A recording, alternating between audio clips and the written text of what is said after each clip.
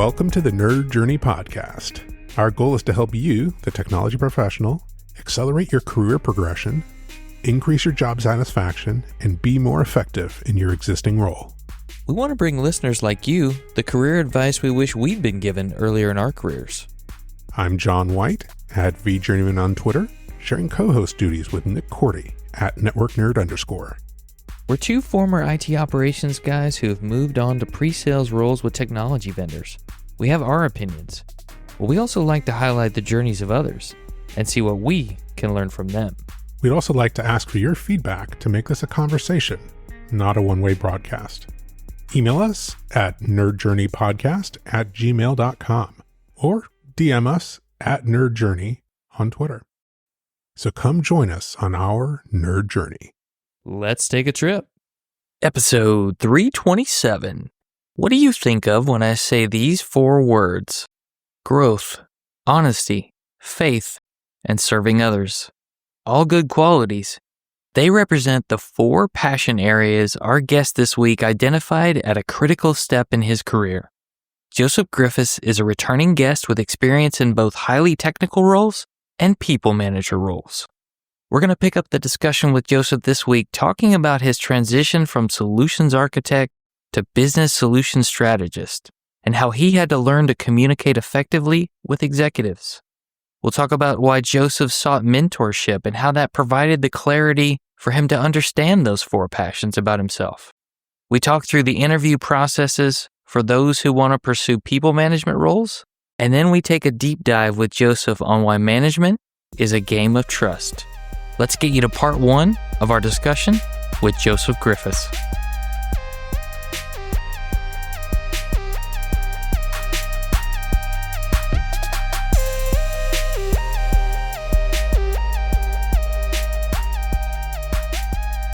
Joseph Griffiths, welcome back to Nerd Journey.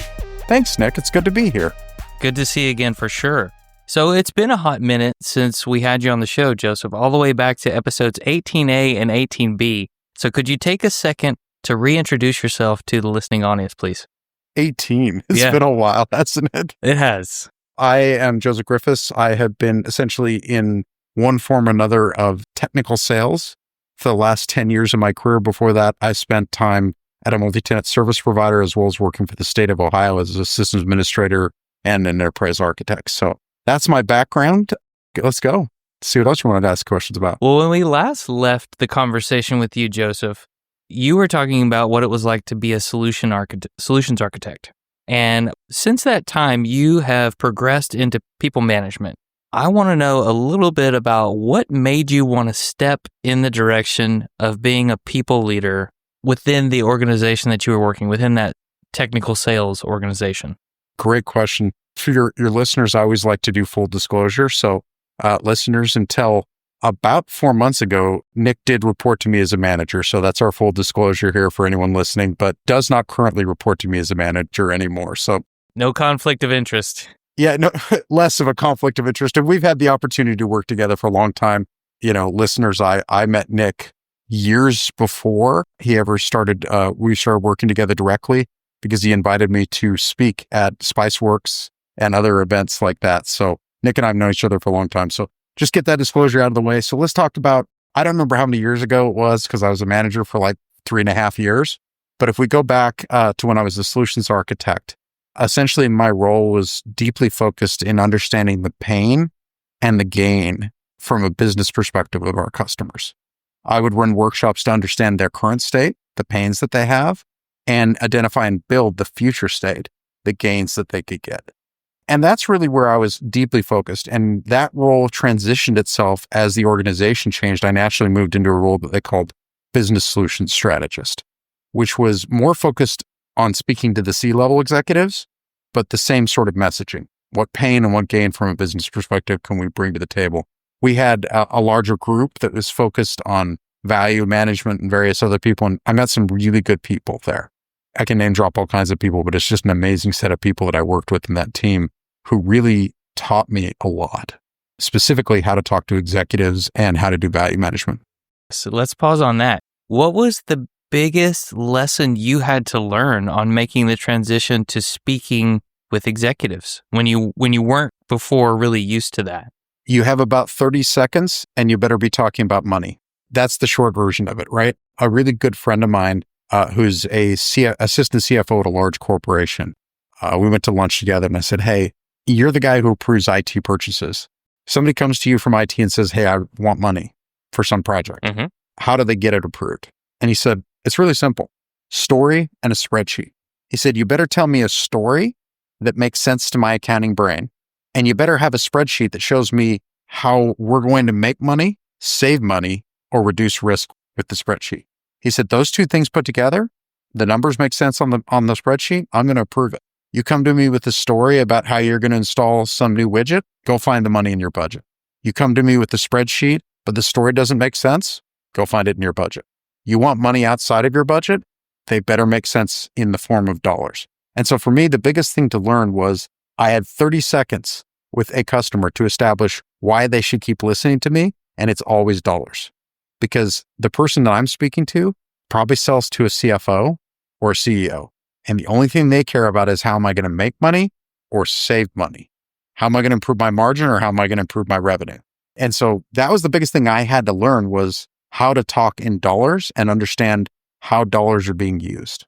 And that's advice for someone, regardless of whether they work for a technology vendor in a sales organization, right? That's even internal technology, internal whatever department you are.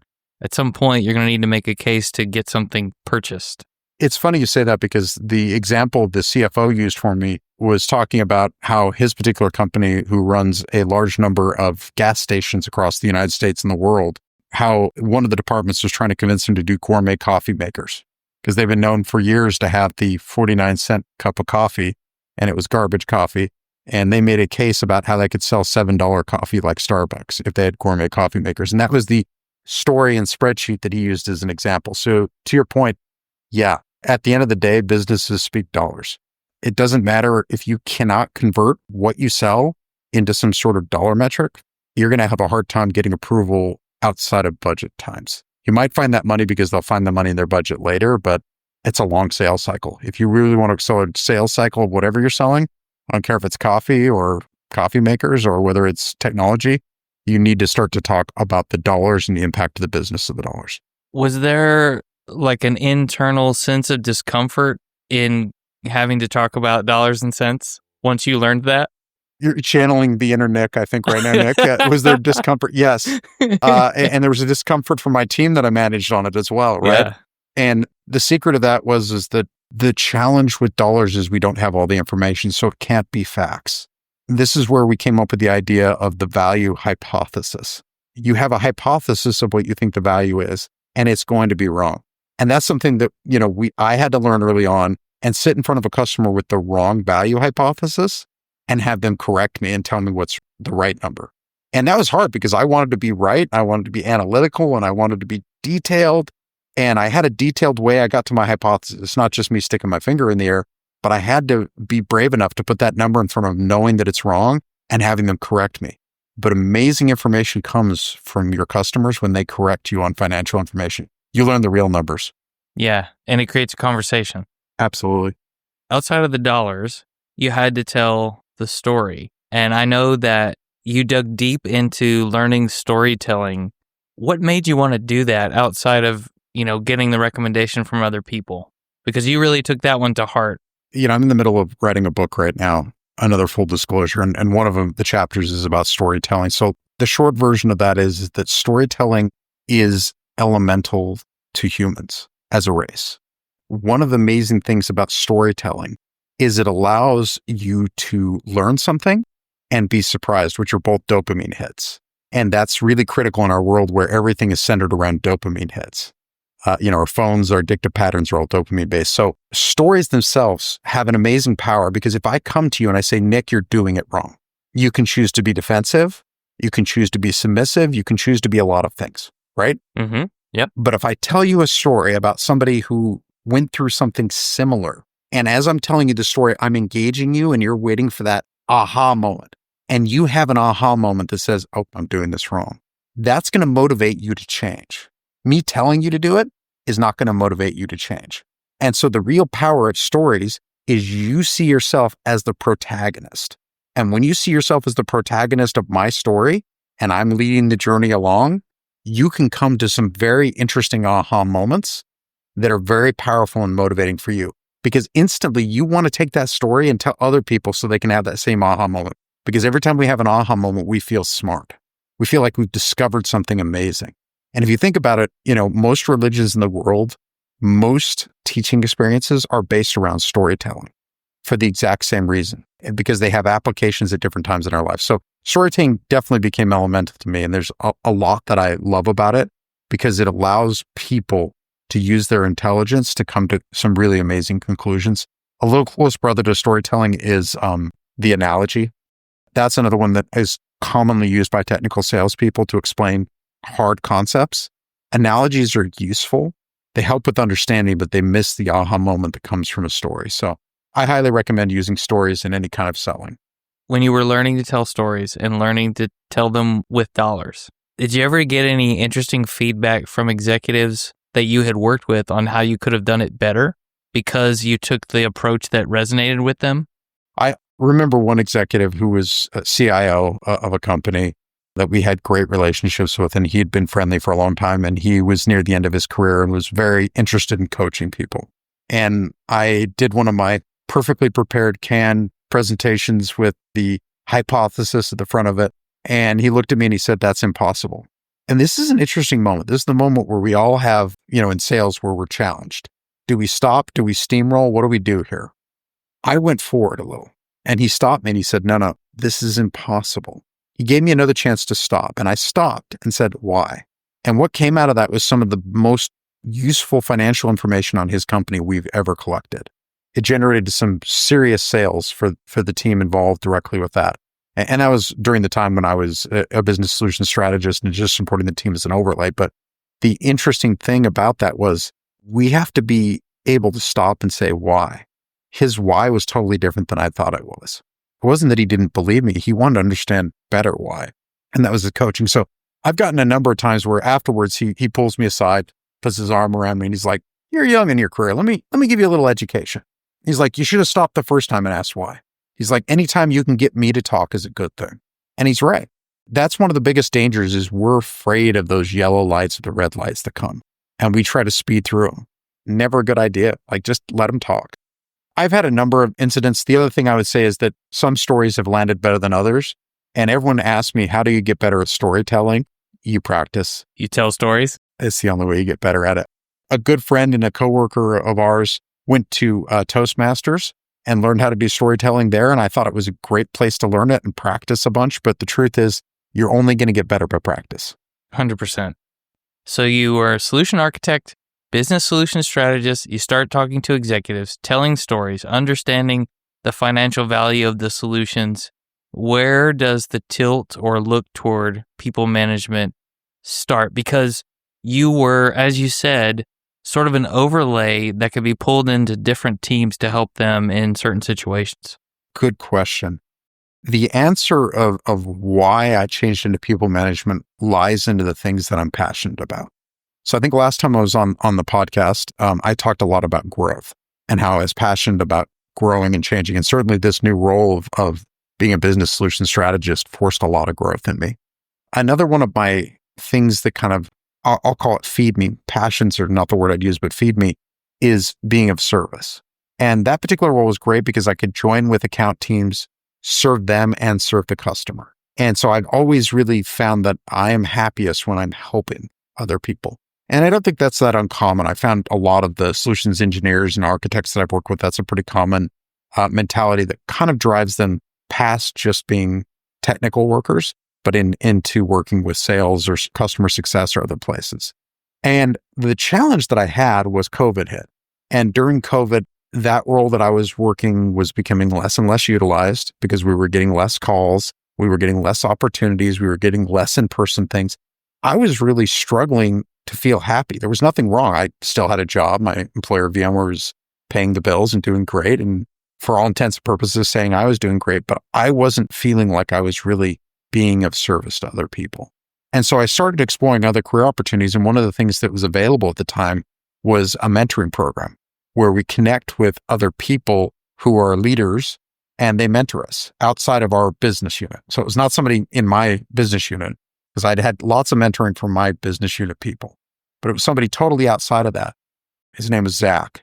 And the first thing Zach had me do is do this survey that helped me understand myself. One of the things I learned from that was this, that I'm passionate about growth and service, honesty, and faith. Those are my 4 things that I'm passionate about. And that came from a survey that he had taken in his early years in a career and said, you should do this. I need to know what these words are. And then he had me look at a rubric and say, this is how I'm fulfilling these things at work, and this is how I'm fulfilling these things at home. And he's like, if there's gaps, you need to fix it. And I saw a lot of gaps there. And so he and I started exploring other career opportunities that would scratch those gaps that were being missed. I had always had some interest in being in management, but I wanted to do it for the right reason. I wanted to know why I was doing it, not just because it was a logical next step in my career or because it was money or whatever. I wanted to know why. And finally, I had that, being of service to other people. As a manager, a lot of your job is promoting growth in others, serving them, and helping them look good, not looking good yourself. Because I always struggled when I was on stage receiving an award. It felt weird. I didn't like it. I much prefer to see someone else in my team on stage getting an award, right? That means I did my job right. Mm-hmm. And so because I struggled with that, I really wanted to change that mentality. So through mentoring with him and a couple other people that were kind enough to mentor me, and just, and the mentoring he was very good because he created formalized mentoring. And he would ask a lot of open-ended questions and just have me kind of talk through it.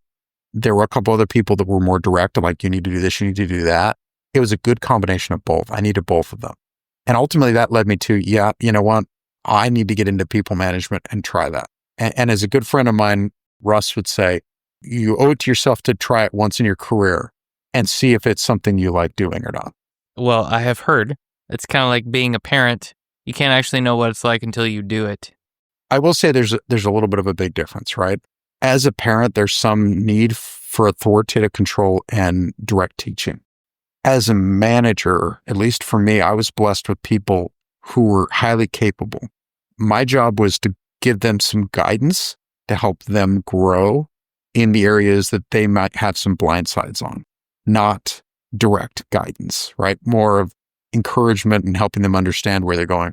And I guess that depends on the type of team you're managing. I was blessed with a very mature team and a team of people who were very good at their jobs and have been doing it for quite some time. And so because of that, my management was very different than a bunch of college graduates who have no idea what they're doing. And I just got to stop doing that, start doing this, right? Like, I didn't have to do that with my team. So I guess that's a little bit of it depends on your situation, but I didn't use a lot of authoritative power with my team.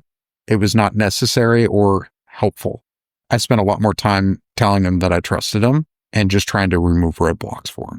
And what was that interview like for the manager role that was very different from job interviews you had been in when looking for an individual contributor role? Like, if somebody is listening to this, thinking about it, on the fence, I don't really know what to prepare for in an interview to go and get a management job. I was blessed that some of the people that I was interviewing with are people that I'd worked with as business solution strategists in the past. And so they were kind enough to give me some guidance. And so I'll share the same guidance because it's true of almost any management position. The first thing is there's a pretty strong expectation that you'll bring a deck to the table or some sort of visual that talks about your management style, the kind of things that you want to do in your 30, 60, 90, and some overview of who you are. I mean, every management interview I've ever done, they want to see something like that. They want to see that you came prepared to tell them who you are, why you want the job, and what your plan is once you get it. A coworker / peer was kind enough to share what he did for his interview and said, you probably want to do something like this. And I did something very much like that with my own spin on it. And so I created a presentation like that. That's the first thing. The second thing that I would say, and this comes from experiences being a manager, interviewing other managers, you want to answer questions with stories or examples. You don't want to answer questions like, yeah, I've done that. Right.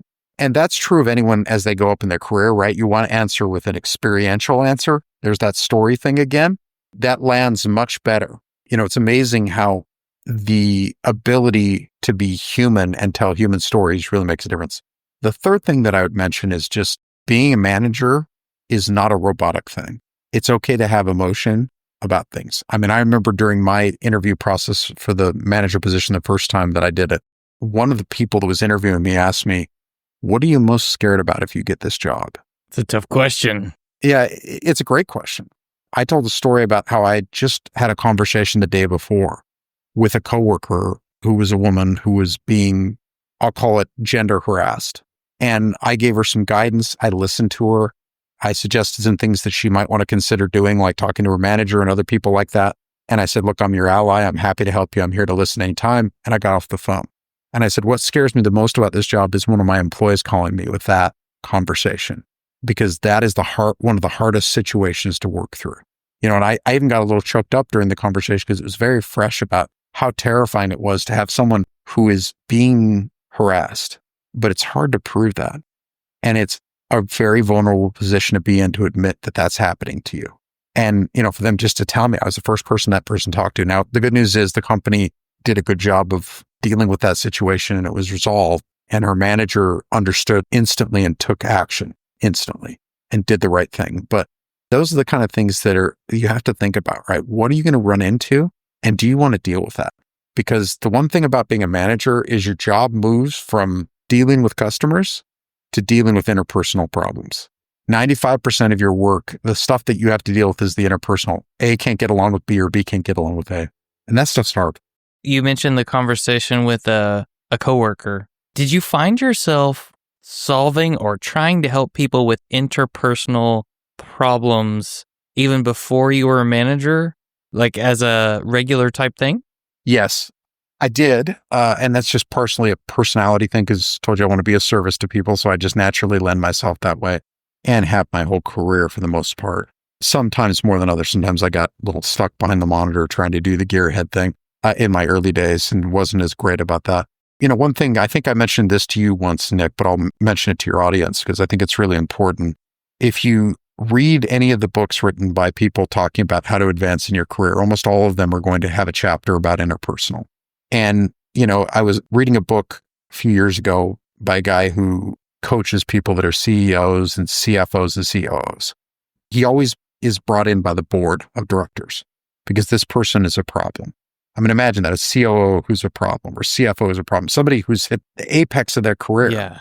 And he said, the problem is always they have a blind side in understanding how their behavior impacts those around them negatively. So the higher you get in your career in a company, the more it becomes about impersonal capabilities and your ability to influence others, and the less about what you can do. And that's the reality of the world, right? We get paid for our ability to deal with interpersonal challenges, not our ability to be the smartest person on the earth. In making that move, Joseph, to deal with more of the interpersonal problems, you're a highly technical guy, right? You multiple VCDX certifications. Was there any point where you were afraid of losing technical chops as part of this process and kind of questioning whether you should do it? I hear that a lot. And on that, the drumbeat of technology changing is constantly there. 4 years ago, everybody was going nuts on blockchain. Mm-hmm. This year, everyone's going nuts on AI. Next year, probably more AI. Probably. 5 years from now, I don't know what it will be. The reality is that technology changes very fast, and you can't keep up. No one can. What you can do is have a foundation of understanding how technology works and educate yourself as you're going along. I have found that when I was the most technical was when I worked with technology, configuring servers and networks and storage every single day. That was 10 years ago. My technical chops have been going downhill, yet my salary's been going up ever since then. So once again, I vote that interpersonal stuff is what they pay more for, ultimately over the long run, than the technology. If you're interested in the money, if you're interested in being the best technologist on the planet, I don't want to dissuade you from it. It's a great job. Do it. I'm just saying that at the end of the day, I've never been concerned about becoming less technical as long as I'm growing. Because remember, one of my passions is growth. As long as I'm growing, and if it doesn't have to be in technology, it can be interpersonal. I mean, I've spent the last 3 or 4 months of my life since leaving a management position, I've spent it learning AI and programming again, something I did early in my career. Why? It's fun. I want to know more about it. I want to mess with it. So I'm enjoying doing that. And that's growth for me right now. So I don't fully understand the, loss of the skill. Like there's some irreparable difference. You can gain it back. If you've done it once, you can gain it back again in whatever small venue you need to learn it in. I mean, because you're never going to know it all. Well, right. And you're actually pointing out something that we should say out loud that just came to me. Growth can translate into a lot of different things that aren't necessarily focusing on very technical items. And maybe people don't always understand that when they work inside of the technology bubble. Early in my career, when I was a systems administrator, I certainly didn't understand that. I'll tell a brief story that I think is a little poignant. I was thinking about it earlier today. I was a lead sysadmin, best sysadmin I could be, killing it at my job, my opinion. Don't know if it's anybody else's, doesn't matter, right? I was really good at it. And my manager left. So naturally they posted the job and I applied for the job. And one of my peers applied for the job. We both interviewed and went through the whole thing. And the person that was our director, who would be the manager's boss, who had been a friend of mine, called me into his office. And he gave me the usual, it's been good interviewing with you. We've had a great time learning more about you. I'm just going to honestly tell you, you're not going to get this job. And he looked me in the face and he says, you're not ready for it yet. Like all adults, I handled it like an adult and by saying, yep, thank you very much. I appreciate you taking the time to tell me in the face. Left the room, went outside and cried. Didn't do it in the room, but I had a moment like it really hit me. And I'm like, it's tough. And my initial response is the same response we all get, defensive. He doesn't know what he's talking about. I can tell you 12 years later, 14, 15 years later, he was absolutely right. Because I was focused on being the best technologist. Leading people is a totally different skill set, and I hadn't shown any of those skills or developed any of those skills. And I was interested in doing things authoritatively. Go do this because I tell you to do it. It's not a good way to lead people. It's not a good way to run an organization. And he made the right choice. Absolutely. And he had the courage to give me some very real feedback that I didn't understand till years later. And I'm thankful to JJ for that. I mean, we're friends to this day. I've talked to him occasionally. It's not an issue. But it was really interesting looking back of when I became a manager, I was ready for it. I wasn't then.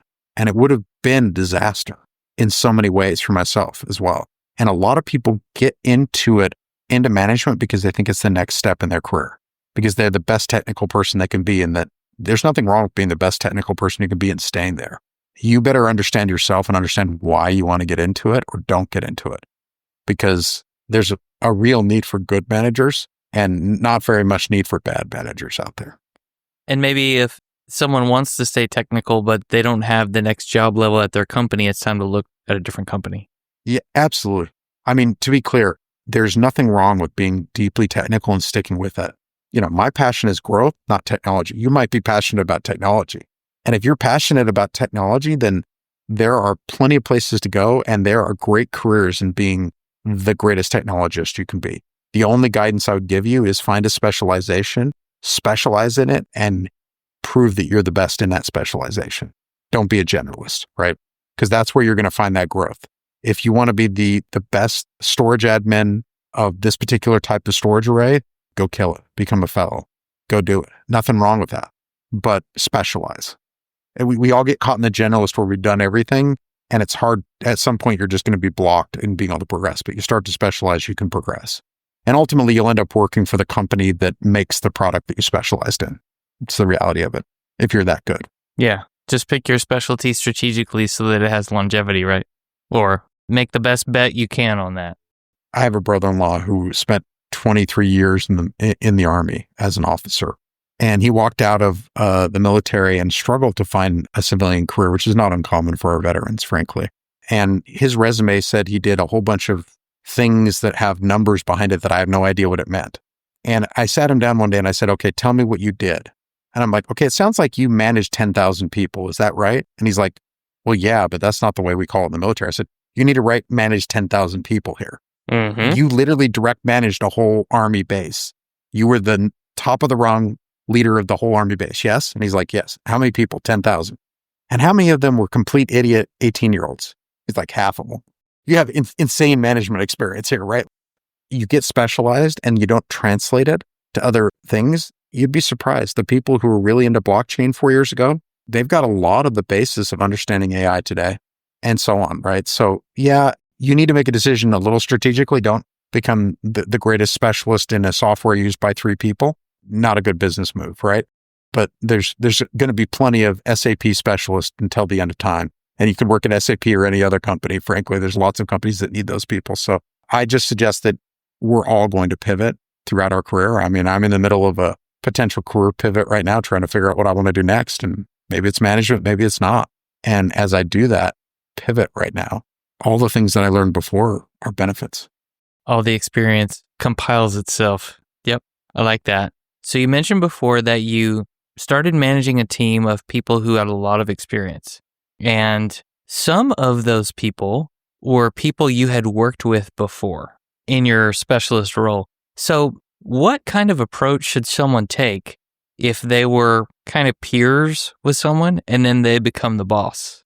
It's a common question. In fact, one that was asked of me during the interview process for that role. The interesting thing about that, it's harder if those people are also applying for the job. So let's take that one and put it on the side for just a second. Let's assume that the group of people we're talking about didn't apply for the job as well. They weren't in the running with you. In that case, you basically sit down with everybody. You acknowledge that they're good at what they do. You acknowledge that you have a lot to learn, and you seek feedback and guidance from them because that builds trust. Nick, you're smart. What's working and what's not working, right? Yep. You have those kind of conversations. What do you need help with? What has been a big problem for you? Just like any other job you're ever going to have, if you're trying to solve a problem for a customer, the first thing you do is go find the small problem you can fix, right? Same thing here. Ultimately, managing people is a game of trust. If they trust you, they will want to do what you ask them to do. If they don't trust you, they will question every motive and struggle to get those things done. It'll be drudgery. And so, you build trust. Now, if you have somebody who has applied for the role and didn't get it and you got it instead of them, that scenario is a little different. You need to have an honest conversation. You need to offer them the opportunity to talk to the interviewers and get some feedback on where the gaps were. And if you're wise, you give them an opportunity to develop into that role by being the second. Because there's going to be a time you go on vacation. There's going to be a time that you're gone. People that are interested in getting into that, give them the opportunity to taste it a little bit and try it a little bit while you're on vacation or you're gone or out of pocket or whatever, and give them those opportunities. They get to play house a little and see if it makes sense for them and see if they really like it or whether it was not a good move anyways. And it also doesn't knock their intelligence. That's my advice to that. Now, I was fortunate not to have this particular problem, but there are occasionally people that are just so soured because they feel like they've been wronged so much. And in that scenario, if the conversation doesn't move forward in a positive way or they're just unhappy, then you need to have a discussion about what would make them happy. What do they want to do? And help them get there.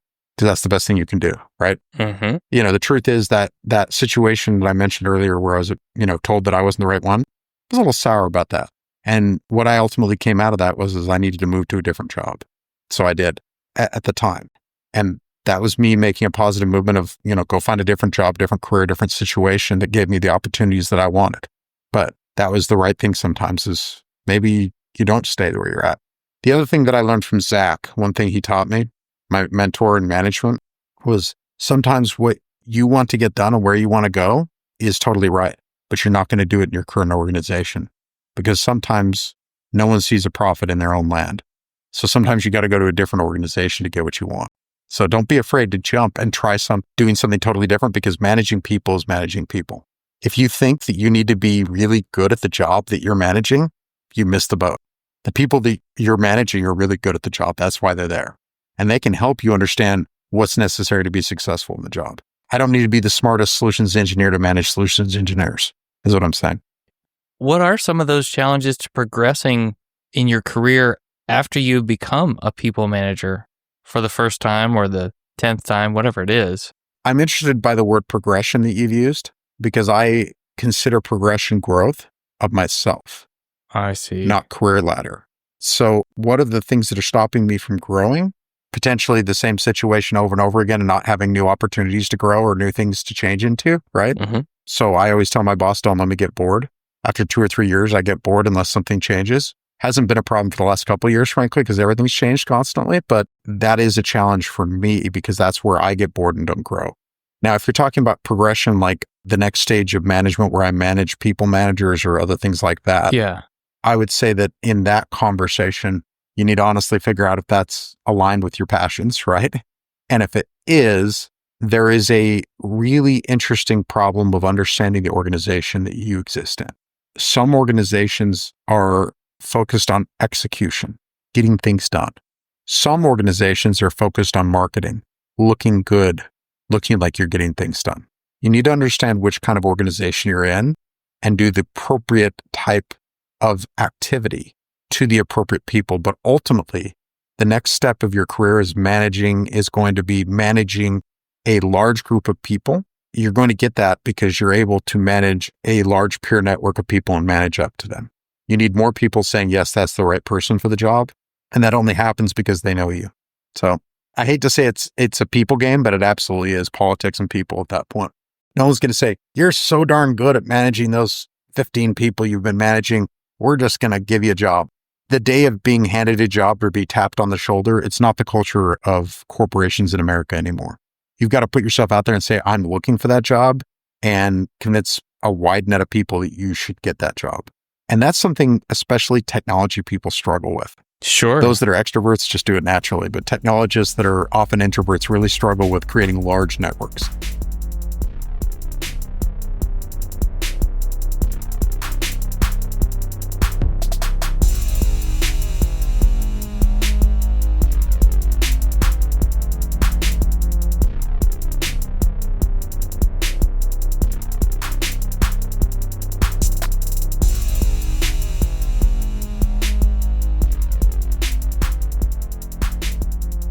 I'm afraid we'll have to cut it there this week.